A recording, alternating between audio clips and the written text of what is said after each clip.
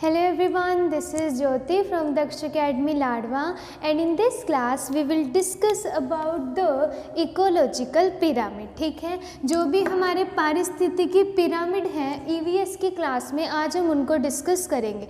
अपने आप में बहुत इंपॉर्टेंट टॉपिक है, एक आधा क्वेश्चन आपको यहाँ से ज़रूर मिल जाएगा देखने को, फिर चाहे कोई HTET का पेपर हो चाहे CTET का, जहाँ पर भी आपका EVS का पोर्शन बनता है। ठीक है, देखिएगा।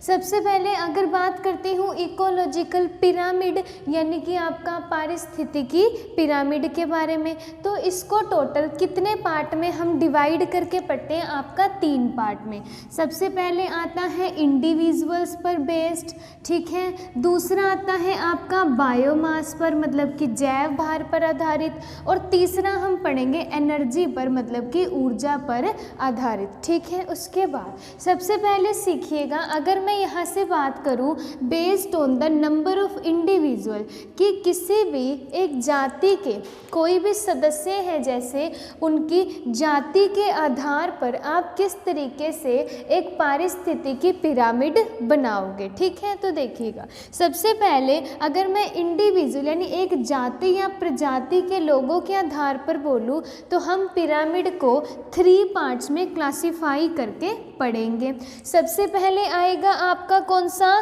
क्रॉप फील्ड, खेत या स्थल।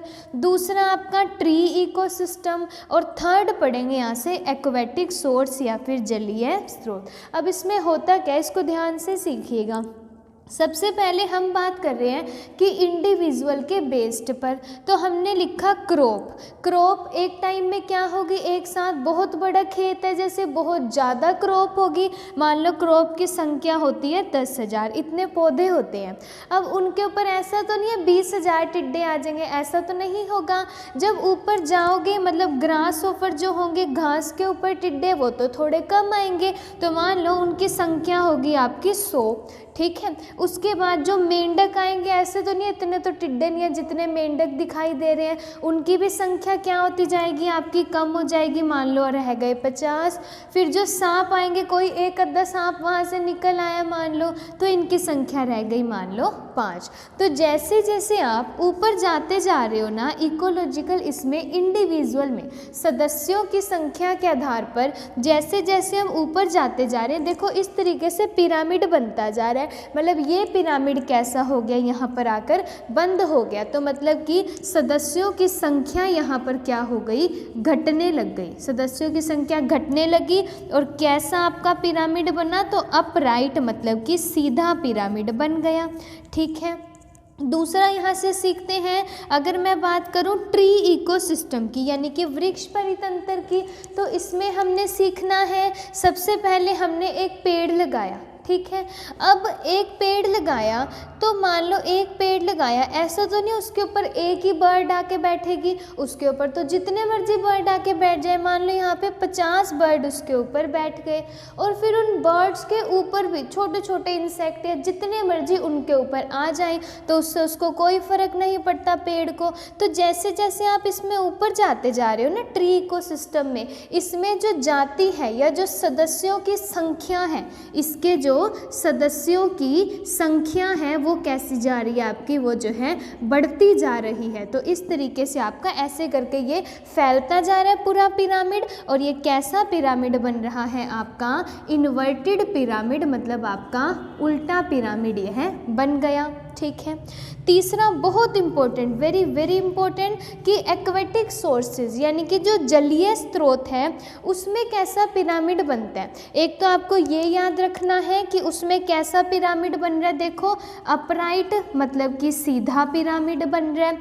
तो जैसे सबसे पहले थे फाइटोप्लैंक्टन, मतलब आपका पादप लगभग, जहाँ पे भी फाइटो वर्ड आएगा ना, उसका मतलब है कि वो सनलाइट से, फोटोसिंथेसिस से अपना क्या कर रहे हैं, खाना बना रहे हैं, फाइटोप्लैंक्टन। तो ये आपके कैसे होंगे, यहाँ पे बहुत ज़्यादा अमाउंट में होंगे जो फाइटोप्लैंक्टन होंगे जो खाना बना रहे हैं। दूसरा जो जूप्लैंक्टन है, जंतु लवक, वो ऊपर जाते हुए थोड़े से क्या हो जाएंगे, कम हो जाएंगे, कम हो गए ये।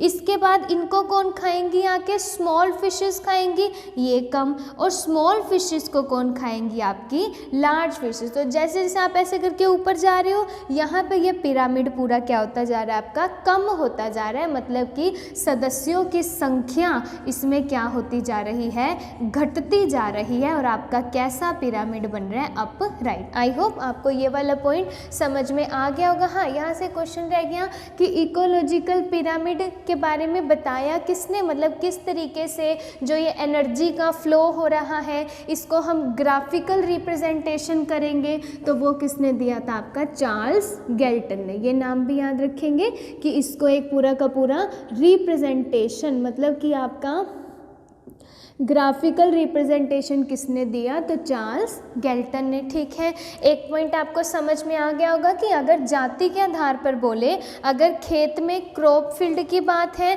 तो आपके सदस्यों की संख्या कम हो रही है और अपराइट इमेज बन रहा, इमेज नहीं सॉरी अपराइट आपका पिरामिड बन रहा है। अगर इसमें बात करें आप ट्री इकोसिस्टम में, तो इसमें ऊपर जाते जाते सदस्यों की संख्या बढ़ रही है, ऐसे करके फैल रहा है, तो मतलब आपका इन्वर्टेड बन रहा है पिरामिड। और तीसरे पे ये ऊपर जा रही हो तो संख्या कम होती जा रही है एक्वेटिक वाले में, तो आपका अपराइट। एक क्लियर है। दूसरा पॉइंट आता है कि बेस्ड ऑन द बायोमास, मतलब कि जैव भार के आधार पर। एक तो यही क्वेश्चन आ सकता है कि जैव भार के आधार पर कितनी तरह के पिरामिड बनते हैं, तो याद रखेंगे आपके दो तरह के पिरामिड बनते हैं, एक आपका ट्री इकोसिस्टम, एक आपका सीधा पिरामिड, और एक आपका एक्वेटिक इकोसिस्टम मतलब कि उल्टा पिरामिड। इसी तरीके से इसमें से भी पूछ सकता है कि इंडिविजुअल की संख्या के आधार पर कितने पिरामिड बनते हैं, तो आपके 3 पिरामिड। अब यहाँ से सीखिएगा, पहले तो बायोमास का मतलब क्या है। बायोमास होता है आपका जैव भार, उसका क्या मतलब है देखिएगा। अगर एक बॉडी में से पानी की संख्या को निकाल दिया जाए, मान लो कोई लकड़ी है उसमें से आप पानी निकाल दो, वो तो सूख जाएगी, तो उसका भार क्या होगा, घट जाएगा ना। तो वही क्या होता है आपका बायोमास, मतलब कि टोटल बॉडी वेट में से जितना टोटल बॉडी का भार है ना, उसमें से माइनस कर दो total water weight. Total body weight में से कितना माइनस कर दिया, टोटल वाटर वेट, तो उसको क्या कहा जाता है, बायोमास। अब सबसे पहले अगर मैं बात करती हूँ कि ट्री या फिर इकोसिस्टम में क्या होगा, आपको पता है जो ट्री है वो तो बहुत भारी होगा, भार पे बात कर रहे हैं ना, ट्री तो बहुत भारी होगा। मान लो कि 100 किलो का हो गया कोई पेड़ यहाँ पे, या 1000 जितना भी होगा, ये भारी हो गया। अब उसके ऊपर जो बर्ड आएगी वो उससे तो हल्की होगी, सिंपल सी बात है। एक बर्ड का वेट मान लो आपका 100 ग्राम या जितना हो गया यहाँ पे, जो उसके ऊपर पैरासाइट छोटे छोटे से परजीवी आएंगे, इंसेक्ट वगैरह आएंगे, उनका तो बिल्कुल ही ना जितना वजन होगा। तो जैसे जैसे आप ऊपर जाते जा रहे हो ना, इनका जो जैव भार है, इनका जो वेट है वो क्या होता जा रहा है, कम होता जा रहा है। ऐसे करके पिरामिड बंद हो गया, तो इसीलिए हमारा कौन सा पिरामिड बन गया, आपका अपराइट सीधा पिरामिड, सिंपल। दूसरा अगर मैं यहीं पे बात करती हूँ जलीय परितंत्र में भार के आधार पर कैसा पिरामिड बनता है, तो उल्टा पिरामिड यानी आपका इन्वर्टेड पिरामिड। अब याद कैसे करोगे, बिल्कुल सिंपल, जैसे पीपी ये हो गया आपका यहाँ से फाइटोप्लैंक्टन, इसका वजन तो बिल्कुल कम होगा, जो पेड़ पौधे पादप से हैं वहाँ पे छोटे छोटे से। फिर आपका जूप्लैंक्टन जो जंतु पादप है एक्वेटिक प्लांट्स में, उसका भी कम होगा। फिर स्मॉल फिशेस का वेट आएगा उनसे ज़्यादा, और सबसे ज़्यादा भार किसका आ जाएगा, लार्ज फिश। तो जैसे जैसे आप एक्वेटिक इकोसिस्टम में जा रहे हो, इनका वेट ऐसे करके क्या होता है, बढ़ता जा रहा है। तो ये पिरामिड आपका क्या हो जाता है, उल्टा पिरामिड, क्योंकि ऊपर जाते हुए भार क्या हो रहा रहा है, बढ़ रहा है, पिरामिड ऐसे करके फैलता जा रहा है, तो ये हो जाता है आपका इन्वर्टेड पिरामिड। तीसरा आता है सबसे ज़्यादा इम्पोर्टेंट, कहते हैं कि एनर्जी या फिर ऊर्जा के आधार पर पिरामिड कैसा होता है। तो ऊर्जा के आधार पर एक ही तरह का पिरामिड बनेगा, वो भी कैसा पिरामिड बनेगा, तो आपका अपराइट मतलब कि सीधा पिरामिड। अब क्या होगा, ध्यान से सीखिएगा। सबसे पहले कौन आते हैं, हमारे प्लांट्स आते हैं, यानी पादप आएंगे जो फोटोसिंथेसिस प्रोसेस से क्या करेंगे, अपना खाना बनाएंगे, तो उसको बोला जाता है प्रोड्यूसर। क्या बोला जाएगा उसको, प्रोड्यूसर। दूसरे नंबर पर आपके कौन आएंगे, कंज्यूमर आएंगे, मतलब आपके उपभोक्ता। कौन आ गए यहाँ से, उपभोक्ता। तो पहले हो गए आपके हर्बीवोरस यानी कि शाकाहारी, जो हो गए हमारे प्राथमिक उपभोक्ता, प्राइमरी कंज्यूमर। जब एनर्जी की बात आई है ना, कल मैंने आपको एक रूल करवाया था, मतलब इससे पहले वाली क्लास में आपकी जो ये टाइप ऑफ ऑर्गेनिज्म वाली क्लास थी, ठीक है, उसमें हमने एक रूल पढ़ा था, लिंड्समैन का 10% एनर्जी लो। लिंड्समैन का 10% एनर्जी लो, यानी लिंडमैन का 10% एनर्जी का नियम, 10% ऊर्जा का नियम, कि जो प्लांट होंगे सनलाइट से, उन पे तो एनर्जी सबसे ज़्यादा, फिर जब ऊपर जाओगे उसका 10,000 का, मान लो इस पे 10,000 एनर्जी आ रही है, उसका 10% 1,000 हर्बीवोरस के पास, ये तो प्राइमरी कंज्यूमर हो गए। इसी तरीके से दूसरे आपके सेकेंडरी कंज्यूमर, तीसरे ओमनीवोरस आपके टर्शरी कंज्यूमर मतलब कि तृतीय कंज्यूमर। तो जैसे जैसे आप ऊपर जाते जा रहे हो ना पिरामिड में, इनकी जो एनर्जी की वैल्यू है, जो ऊर्जा की वैल्यू है, वो क्या होती जा रही है, कम होती जा रही है, ठीक है। इसीलिए पिरामिड ऐसे करके ऊपर बंद हो गया, और कैसा पिरामिड आपका बनता है, अपराइट, ठीक है। आई होप आपको ये समझ में आ गया होगा।